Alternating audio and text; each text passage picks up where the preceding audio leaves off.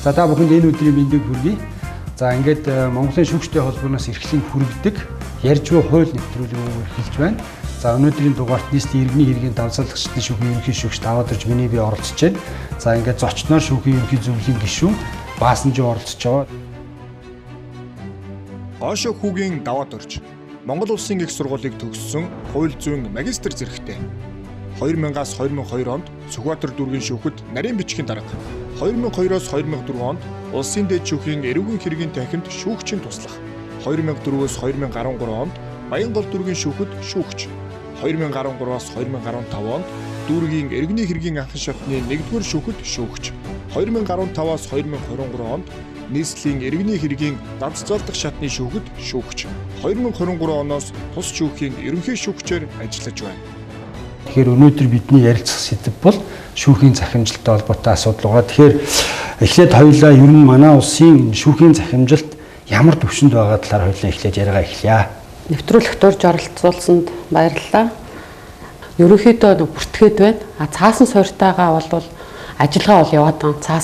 Цаасалт дамжаад байгаа. Түүний цаана бол бүртгэл хийгдэж байна. Хэний хэрэг, хэдийн хугацаанд хэн шүүгчдээр хизээ анхан шатаар шийдвэрлэгдээд хизээ давсан, хизээ ханаа шийдвэрлэгдээд эцсийн шийдвэр гарсан. Тэгээд шүүх цэгээмэн гээд шүүх ерөнхий зөвлөлөөс нийт шүүгчдийн гаргасан нийт шүүхийн шийдвэрүүдийг ингээд нийтлээд гаргаад ерөнхийдөө одоо шүүхтэр явж байгаа ажиллагаа дуусж байгаа юм.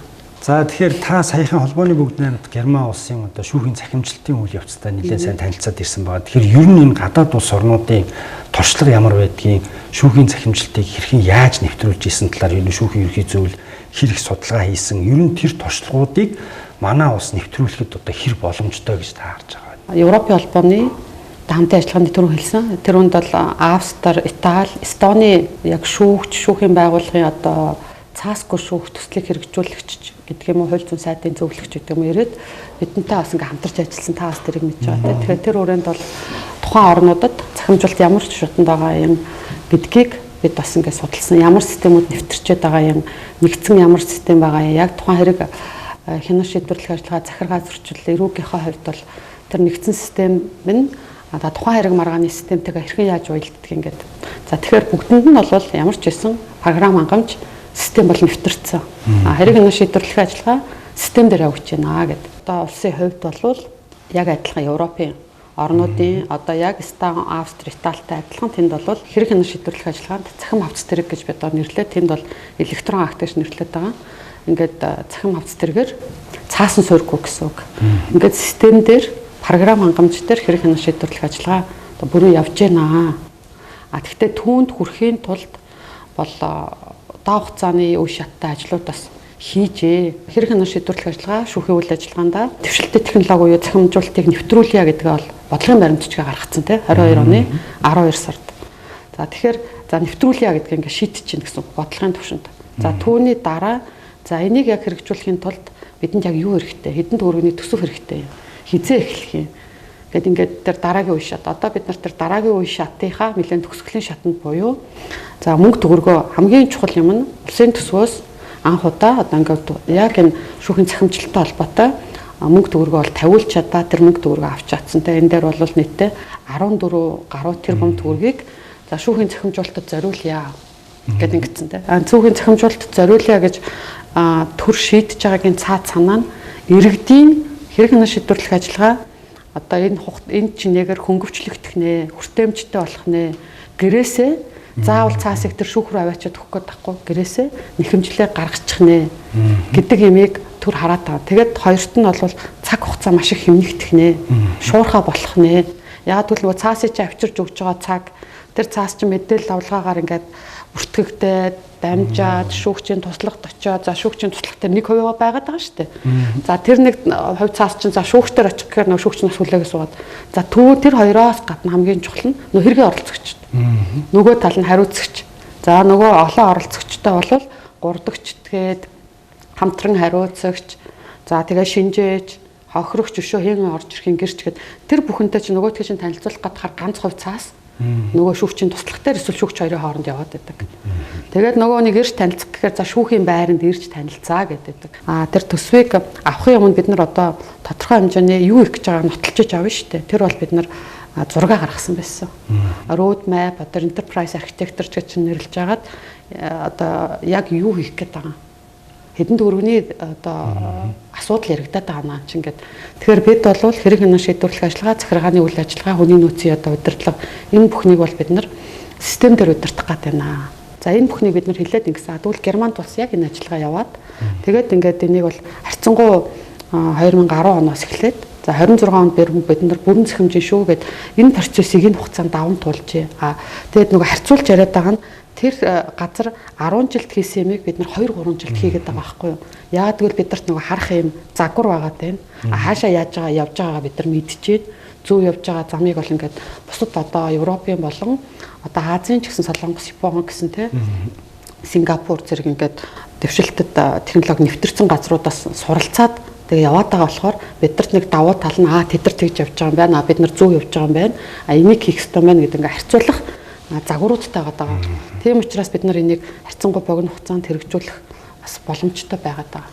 Тэгэхээр ер нь бол энэ хуулийн салбар тэр тусмаа энэ шүүхийн салбар бол мэдээллийн технологиг шүүхийн үйл ажиллагаанд одоо нэвтрүүлэх нь өөрөө маш их ач холбогдолтой. Тэгээ энийг дагаад маш олон даваа талуудыг ярьдаг л да тий. Шүүхийн үйл ажиллагаа иргэд олон нийтэд нээлттэй болно. За шудраг ёсны хүртээмж нэмэгдэнэ. За иргэд одоо шүүхэд одоо эрхээ хамгаалуулахдаа шүүхээр үйлчлүүлэхдээ заавал одоо шүүх дээр очихгүйгээр одоо цахим хэлбэрээр тий мэдүүлэх гэдэг ингээд олон зүйлүүдийг ярьдаг. Тэгээ энэ дээр нөгөө цахим авц тэргийн талаар та бүхэн ярьлаа. Германы туршлагыг ярьлаа. Тэгэхээр яг одоо бас энэ үзэгчид сонирхож байгаа манай шүүгч нар ч гэсэн харж авах энэ цахим хавцас цэргийг ер нь бол яг хэдийн хугацаанд одоо бий болгох тэр боломж цаг хугацааны үед танд нэг баримжаа хэлэх тийм байна. Цахим хавцас цэрэг гэдэг яг юу хэлээд байгаа юм бэ гэдгийг нэг ойлгуулчих тий.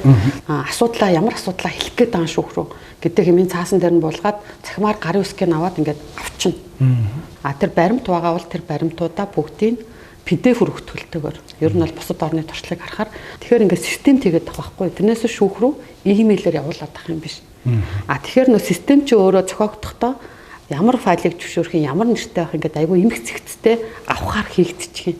За ингээд энд байгаад хийгээд байгаа бүхэн чинь цахим хавц тэрэг. Шүүх талаас өөрөө яах юм гэхээр бид нар бол цаасаар юм гаргахгүй гэж байна. Одоо жишээлбэл шүүгч та өдөр тутамд гаргаж байгаа захирамж, шийдвэр, тогтоол, шүүхийн шийдвэрээ гаргаад өөрийнхөө тон гар үсгийг хийгээд нөгөө систем чинь шүүгч юм одоо шийдвэр яаж оруулахыг чинь ингээ хилээд өгчин. Тэгээ тийшээгээ чинь ингээл нөгөө цахим хавц дэрэг чинь улам баяжаад үсээд ингээ яваад ингээд файл яваад байна. Энүүнтэй чинь хэрэгээ оролцогч танилцаад нөгөө системд нэвтрээд өөрийнхөө нэвтрэх эрхийн төвшингүүд чинь янз бүр байна. Зөвхөн танилцах төвшингийн эрхтэй л байна шүү дээ. Тэрүүгээрээ танилцаад яваад байна. Хэрвээ маргаан чинь бага үнийн дүнтэй бол яг бага үнийн дүнтэй гэдгээ нэг иргэн талаасаа хэлж байгаа юм биш. Шүүхтэр явж байгаа энэ олон хэрэг дотор хэлж байгаа. Тэрнээс биш иргэний 500 мянган төгрөгийн үнэтэй 1 сая төгрөгийн үнэтэй 100 саяыг бид нар их баг гэж хэлээд байгаа юм биш. Тэгэхээр тийм маргааныг бид нар хурдан шийдъя л гэж иргэндээ таатаа нөхцөл санал болгоод байгаа байхгүй юу. Түүгээрээ хөдөлгөөний үлсний доод хэмжээг 20 дахин нэмэгдүүлсэн. За эсвэл өмнө нь тухайн маргааны нэг хэсэг нь явцсан. Одоо жишээл нэг ажлаас халагдахтай холбоотой маргааны шийдсэн. Одоо нэмж мөнгө авах гэж гэдэг юм уу? Эсвэл нөгөө шийдвэр найл эзэн гарцсан гүйцэтгэлийн хэсгээр нөгөө дуудлага худалдаатай холбоотой ч гэдэг юм уу нэг тийм маргаануудыг бид нар маш богино хугацаанд шийдъя. За үүнийг бол харин тантай ийм Монголиагийн нөгөө олон тоотой цахим өргөтгөлтэй албан ёсны мэйл хаягаар чинь шүүх талаасаа харьцъя гэдэг хуулийн заалт орсон байхгүй. Тэгэхээр та түрүү хэлсэн ер нь бол шүүхийн ерөнхий зөвлөлөөс 2022 онд энэ шүүхийн үйл ажиллагаанд мэдээллийн технологийн нэвтрүүлэгтэй холбоотой бодлогын баримтчиг баталсан. За сая одоо шүүхийн хөгжлийн бодлогын баримтчиг баталчлаа. Мэдээж энэ бол тэр захим бодлоготойгоо уялдаад явж байгаа бах. Гол нь одоо сая та хууль эрх зүйн орчин ярьлаа тий. Сая 1 сард бол манай иргэний эрх шүүхийн шийдвэрлэх тухай хууль тэр тусгай журмаар шийдвэрлэх тухай тэр бага үнийн дүнтэй. Тэгвэл одоо яг тусгайд нь яг эрүү иргэн захиргааны энэ процессын хуулиудад яг цахимтай холбоотой яг энэ хууль эрх зүйн өөрчлөлт яригдж байгаа юу? Та сая 8 сарын 1 гэсэн энэс тусдаа өөр юм ярьж байна. Тэр 8 сарын 1 10 сарын 1-нд 2 хуульд орсон юм бол тусдаа. Тэр бол яг тодорхой нэг хэрэг маргааны хувьд тодорхой нэг ажиллагааны нэг хэсэг дээр яаж явагдах байхгүй юу? Таслан сэргийлэх арга хэмжээ чинь зөвхөн тэр таслан сэргийлэх арга хэмжээг прокурор ирсэн саналыг шүүгч зөвшөөрөх татгалзах шийдвэрэл 24 цагийн хугацаанд ажиллаад гаргачих гэсэн зөвхөн тэр хэсэг.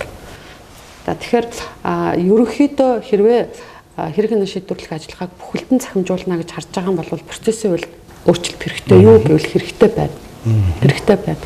Энийг бол бусад орнд бол одоо бидний судлаад байгаа Европын холбоо эсвэл Европын орнууд, за Америк нэгдсэн улс, тэгээд одоо Азийн ард зэслэн тэглэнтэй улсуудад энийг хууль тогтоомжтой хийж өгөхөөр харилцан бас ялгаатай байсан байна. Маш ерөнхийдөө зарим нь огт хийхгүй ч явж байна. Яг бол нөгөө талд нь цахим багц хуулиуд бас яваад байгаа байхгүй юу?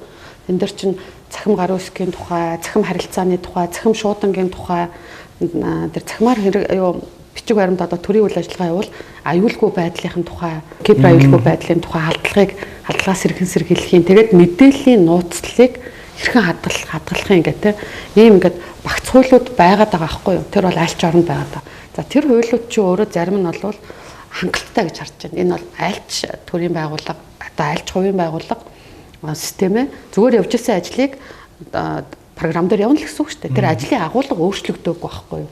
Тэр ажлын гол нь агуулга нь. Тэгэхээр энэ өөрөө арга хэрэгслэл байгаа даа байхгүй юу? Тэгэхээр бид нар одоо жишээлбэл та ингээд цаасан дээр өчтөг бол компьютер хэрэглэж байгаа энэ арга хэрэгсэл байхгүй. Тэгэхээр энэ компьютер хэрэглээ гэдэг үгийг хуулинд хийх хэрэгтэй юу гэдэг бүр одоо хамгийн энгийн үгээр хэлэх юм бол тэр тухайн асуудлаа гэж нэг хэсэг нь харж байна. Ингээд бол хуулийн тийм нарийн заавал орчин хэрэггүй гэдэг. Нэг хэсэг нь бол бас жоохон ч гэсэн орчин хэрэгтэй гэж байна. Тэрнээс биш бүр одоо заалт болгоны ард бол ингээд цахимын тухай оруулах гэж бол хинч хэлэхгүй байна. Ингээд бусад орныг судлаад үзэхээр за нэг хэсэг нь огт өрөхгүй бараг болж байна нөгөө цахимынхаа багцуулаар тэр асуудлаа тэндэл зохицуулаад байвал бид нар нийцээл яваад байгаа гэдэг. Нэг хэсэг нь бол тухайн хуульдаа нэг жоохон ч гэсэн оруулъя л гэж байгаа. Нэг баг зэргийн ч гэсэн зохицуулалт оруулъя гэдэг. Цахим багцуулууд бол ингээд цаашаа тэд нар чинь ингээд хөгжөөл зохицуулаад яваад байна шүү дээ. Асуудал үүсвэл тэрийг оруулаад тэр хууль бол гол хууль юм а гэдгийг бид нар бол харж байгаа. За тэр бол зөв байна. Тэрүүгээр бол зохицуулагдана. Бид нар бол гарын үсгийн тухай дахин хууль хэрэггүй. Тэр цахим гарын үсгийн тухай хуулиараа л явъя гэдэг тэр. Яг гоо хэрэг хянах шийдвэрлэх ажиллагаа өөрөө яг тэр тухайн хуулиараа зохицуулагдсан байх юм бол маш хялбар байдаг. Тэгээ маш практик ач холбогдолтой байдаг. Энэ нь хэрэг хянах шийдвэрлэх ажиллагааны аливаа зөрчлөөг гаргахгүй байх тийм маш том баталгаа байдаг. Өөрөө нөгөө шудрах шүүхээр шийдлэх гэдэг нь хэрэг хянах шийдвэрлэх ажиллагааны зөрчилгүй л байх тухай асуудал байгаа байхгүй юу. Тэгэхээр тийм чухал хүний үндсэн эрхийн баталгааны нэг хэсэг байгаа учраас энэ хууль чинь энэ хуулиар дамжиж шудрах шүүхээр шийдвэрлэж байгаа гэдэг баталгаа хангагдчихж байгаа учраас яг энэ тухайлан хэрэг хянах шийдвэрлэх ажиллагааны хуульд нь за шүүхийн системийг ашиглая шүү. Платформыг ашиглая шүү. Манай шүүхийн тухай хууль дээр шүүхийн цахим платформ гэдэг үгээр байгаа даа. Тэгэхээр ийм платформыг хэрэг хянах шийдвэрлэх ажиллагаанд ашиглая шүү. За энэ нь аюулгүй байдал хүний мэдээллийн нууцыг бүрэн хадгалсан тийм сайн систем байна шүү гэдэг баталгаагаа хэлж байгаа байхгүй. Тийм байж чадна гэдэг. За энэ систем дээр хэрэг хянах шийдвэрлэх ажиллагаа явагдахдаа эргэн таны цахимаар харилцсан, цахим шуудангаар харилцсан шүү. Шүүх талаасаа. Гэж эргэн талаасаа нөгөө платформд юм оруулах тухай байгаа шүү дээ. За тэгэж харилцсан тэгэхээр эрдсэн баримтчгуудыг чинь эсвэл цахим баримтчгийг хүлээж авна, эсвэл эрдсэн баримтчгийг цагдаа прокурор эрүүг хэргийн хувьд бол цагдаа прокурор одоо хувиргаж хөрвүүлж цахим баримтчигт тооцно. За тэрийг тооцъё гэдгийг оруулж байгаа. Тэгээд иргэний хэргийн хувьд, захиргааны хэргийн хувьд бол шүүх өөрөө цахим баримтчигт болгож хувиргана гэдэг тэр гол зохицуулалтаа хийж байгаа. Тэгээд нэг нь тэгээд цахим баримтчиг болцсон тэр цаасан суурьтай баримтчгийг бол бид нар тэр систем дээрээ авсан баримтчгуудаа үнэлээд явна. Тэгээд иргэдэд бол хүргэхдээ танд хүргэх шугам болвол таны тэр нөгөө ийм Монголиагийн өргөтгөлтөд одоо нэгэнд үүссэн системүүдэд дэд бүтцүүдэд бид нар энэ дээр 100% ашиглаж байгаа байхгүй юу. Тэр системүүдэд дэмжиж байгаа. Тэр системээр тантай харьцсан шүү. Тийм тэгэхээр яг наадтай чи холбоотой одоо ингээд цахим хавц хэрэг бий болохтой холбоотой маш их олон одоо мэдээлэл өгөл дата цугларнаа. За энэ чинь цаана мэдээж одоо төрийн болон байгууллагын нууц хүний хувийн болон эмзэг мэдээллүүд гээд маш олон мэдээллүүдийг яаж хамгаалах вэ? Мэдээллийн аюулгүй байдлын кибер аюулгүй байдлыг ер нь технологи талаас нь одоо яаж хамгаалвал цогцолтой вэ гэдэг талтай шүүх хэргийн зүйл бас ямар бодлоготой вэ? Тэгээ энэ дээр тий та ч гэсэн бас өөрөө судалдаг хүний бас би бас хариу бас танаас тэрийг асуумаар байгаа. Зөвхөн эхлээд бол бид бол яах гэж байгаа вэ? Яаж төлөвлөж байгаа вэ гэж төлөвлөж байгаа. Гэхдээ энэ бол бас сайжраад арай өөр хувилбартааж болохыг хүсэхгүй. Ямар ч хэлсэн шүүх ерөнхий зөвлөл аюулгүй байдлаа бүрэн хариуцнаа гэж байгаа. Яагаад гэвэл одоо шүүх ерөнхий зөвлөл төр сервер тэр мэдээллийг хадгалах тэр бүх бааз, дата бааз нь бол байгаа. Мэдээж бид нар тэрийг бол нөөц баазтай байна. Бүх мэдээлэл бол дахин хадгалагдана. Тэр нь бол аль нэг газар аюул учрахад бол мэдээллийн нөгөө юу бааз байж байна. Тэрүүнд бол эргэлзэх хэрэггүй. Ямар ч иргэд бол хэрэгнээ шийдвэрлэх ажиллагаанд оролцогчдод бол тийм эргэлзэх хэрэггүй. За харин энэний хамгийн тийм орчин үеийн байдлаар 20 жилийн дараа 30 жилийн дараа ч тэр файл эргэж нээгдэх боломжтой байнга байхаар тэгээд тэр гадны одоо халдлагуудаас байнгын хамгаалттай тэр халдлагуудад хариу маш хурдтай үзүүлж тэр системийг хамгаалж чаддаг. Тийм яаж байх вэ гэдэгтэр бид нар одоо яг ажиллаж байгаа. Түрүү хэлсэнтэй одоо нөгөө хамгийн гол нь тэр хүмүүсийн хаанаас ч хизээж хандах тэр хүртээмжтэй байдлыг хангая. Тэгэхээр шүүхтэр та ихлэ бичээд өгчих. За тэр чинь бол маш их хөнгөлөлт өгч байгаа. За тэгснийхэн дараа дахиад нэмээд ингээд баримтууд өгөх тань шаардлага гарах юм бол танд цахимаар авил цахимаар өгч. Цаасаар авил цаасаар өгч. Бид нар тэр цаасыг чи файл болгоод өгч. За нөгөө талд өгсөн үү? Одоо миний мөнгө авсан этгээд идгээл дараагийн асуудал тэгт чинь тэр этгээдийг хайгаал бид нар одоо шуудангийн хаяг манад хаяг ингээ өгч өгөө. Энэ үед одоо тэр чинь байхгүй болж байгаа байхгүй. Цахимын хамгийн гол давуу тал нь тэр хүнд чинь хаяг дээрээ байхгүй нүүгээ тийшээ яваад одоо үнэхэрийн одоо өөр газар ростроор ч юм уу ингээ ажиллаад байгаа. Эсвэл одоо төр хугацаанд гадаад явчихдаг. Эсвэл санаатаач цухтаад байгаа мэдэхгүй. Тэгээ олддгүй. Одоо гэтэл тэр хүн хаанч байсан гэсэн нөгөө цахим өргөтгөлтэй ийм Монголиагийн мэйл хаягаа авах боломжтой л байхгүй. Цагийн нэмжээ, зардлын нэмжээ. За нөгөө тал нь за би танилцъя. Би чүүх рүү ч очиж чадахгүй байна. Надад танилцуулчаа гэхт нөгөө тгийа гэл ингээл нөгөө цахим файлыг чи явуулаад танилцуулж штэ. Та ингэж нэвтэрч ороод эндээс гарчих. Хин тантай холбоотой юу гаргаад байгаа гэдгийг та үзчих. За тэгээд бүр яривал би шүүх оролцож очиж чадахгүй байна. Тэгвэл онлайнаар өтгөтийгдэг та онлайнаар орчих. Ингээл санал болгоод тэр асуудлыг хурдан шуурхаа шийдэх гэдэг. Энэ нь шүүх талдаа тодорхой ачааллыг систем дээр ажиллах талаар үүсгэж байгаа боловч том зургаараа харах юм бол танд хэрэгэн оролцогчдын тэр багасна гэдэг чинь шүүхийн өөрх нь ажлаас төдий хэмжээгээр хөнгөвчлөгдөөд илүү нөгөө гол юмн дээрээ одоо ингээд яаж хүргэх үү, авсан болов тэгсэн үү гэдэгтэй биш. Яг хууль хэрэглэн дээрээ илүү төвлөрөө ажиллах чанартай шийдвэр одоо илүү нөгөө асуудал руу норж хамаг цагаа зарцуулах боломж гарч байгаа байхгүй юу? Иргэд олон нийтийн бас цаг завыг хөнгөвчлөх, нээлттэй хэл тод байдал улам дээшлэх гэж байгаа. Тэгээс бүх хүн л хожим. Тэгэхээр хамгийн гол нь бас хамгийн сүүлийн айгүй чухал асуулт байна л да. Энэ болгоны цаана мэдээж нөх хүний нөөц за програм хангамжийн тасралтыг хөгжүүлэлт нь хийж явах хэрэгтэй. За тэгээ одоо төсөв хөрөнгөний асуудлыг ер нь хэрхэн яаж цааш дараад байгаа нь бэхжүүлэх вэ? Энэ тал дээр бас хариулт хэлж. Тийм одоо эхний төсвөө түрүү хэллээтэй ингээд аваад ямар ч хэсэг ажил эхлээд бид нар системтэй болчихноо. За тэр систем чинь бас ингээд байнга хөгжиж жоохгүй болвол нэг хийцэн юм чинь ингээд өөрөө бас арчилгаа хэрэгтэй байдаг. За тэгэхээр тэн дээр мэрэгжлийн нөгөө хүмүүс маань хэлж байгаа мэрэгжлийн хүмүүсийг тэгэхээр тэрийг бол байнгын хөгжүүлж авах ажил гарна. За нөгөө системд чинь засвар өөрчлөлт орж болно, хууль өөрчлөгдөж болно. Одоо протоколыг А, Б-гүй бич гэж яснаа тэгээ болчвол яах юм те. Тэгэх юм бол одоо нарийн бичиг хэрэггүй болоод диктофонтой болоод ингээ явал тэрүүнтэй нийцээд нөгөө програм маань өөрөө өөрчлөгдөж байгаа. Тийм уяатан динамик байх хэрэгтэй болно. Тэгээд бусад байгууллагатай холбогдох хэрэгтэй нөгөө програм чинь хамгийн гол нь. За айгүй том оролцогчийг одоо бид бас өнөөдөр хэлэхгүй өмгөөлөгчд. Өмгөөлөгчд өөрөө тодорхой хэмжээгээр цахимжиж ээж буюу тэнд нэг цахим систем нэвтэрч хин өмгөөлөгч хин одоо яг өнөөдөр төтөлзээгөө эрэхтэй байгаа юм.